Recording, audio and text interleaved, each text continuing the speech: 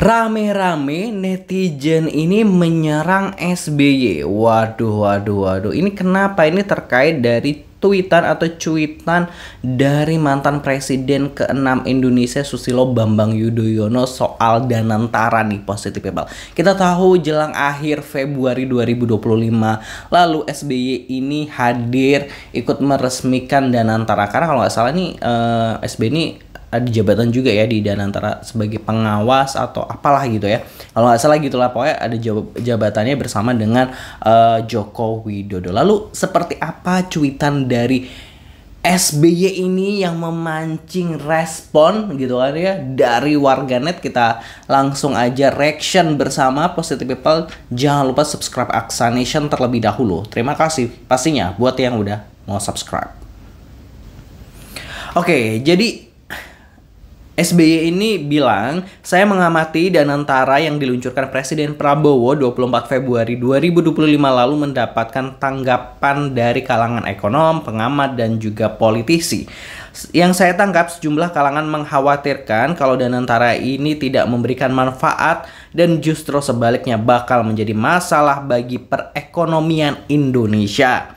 Kalangan tersebut menyangsingkan governance, transparansi, dan akuntabilitas lembaga investasi baru ini. Juga dikhawatirkan jika ada konflik kepentingan dan political involvement yang tidak semestinya. Pandangan saya, sebenarnya niat dan tujuan Presiden Prabowo ini baik. Keberadaan Danantara diharapkan bisa memperkuat investasi nasional, utamanya yang bersifat strategis, long-term strategic investment, yang akan meningkatkan pertumbuhan ekonomi, menuju ekonomi Indonesia yang kuat atau strong economy. Saya berpendapat kesangsian dan kecemasan sebagian kalangan ini mesti dilihat dari kacamata yang positif, artinya mereka tidak ingin Danantara yang tujuan mulia ini gagal dan tidak mencapai tujuannya terhadap suara rakyat seperti itu justru mesti membuat para pengelola Danantara tertantang dan mesti pula membuktikan bahwa kecemasan rakyat itu tak akan terjadi.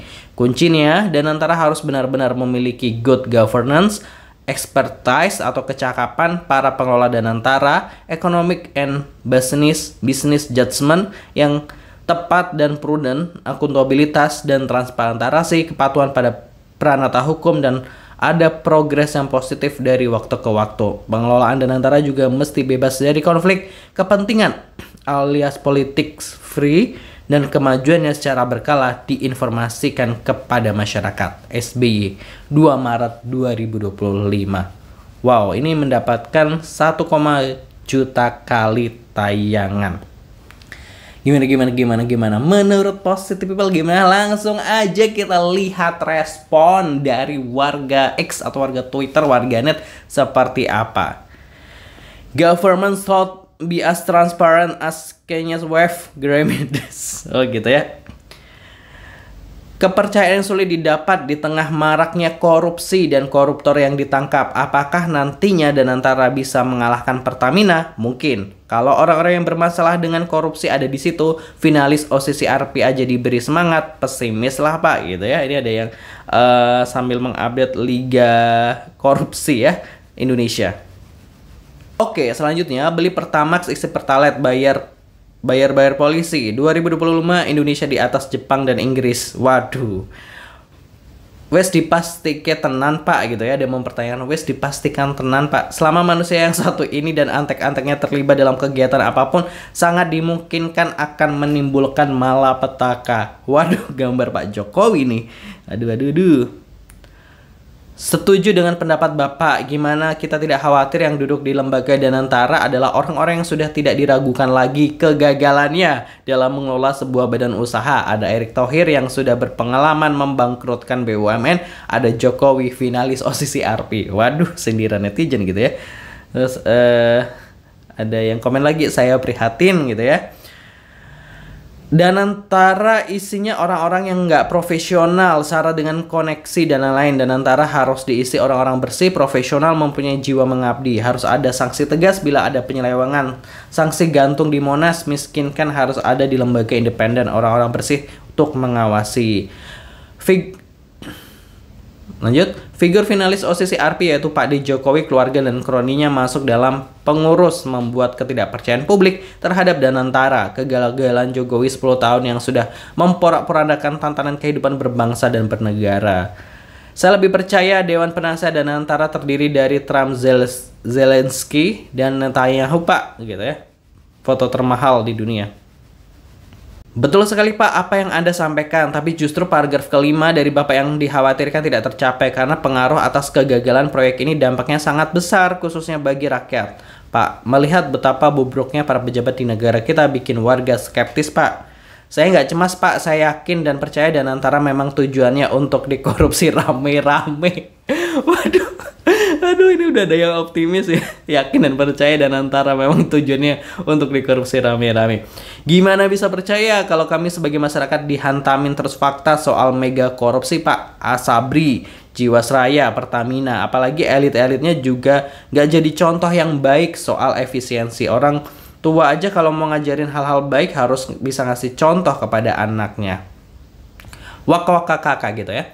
Lanjutkan Pak, BPI Danantara tujuannya baik dan menstimulus investasi di Indonesia. Bukannya anjlok gitu ya, anjlok saham ya, saham lagi pada anjlok.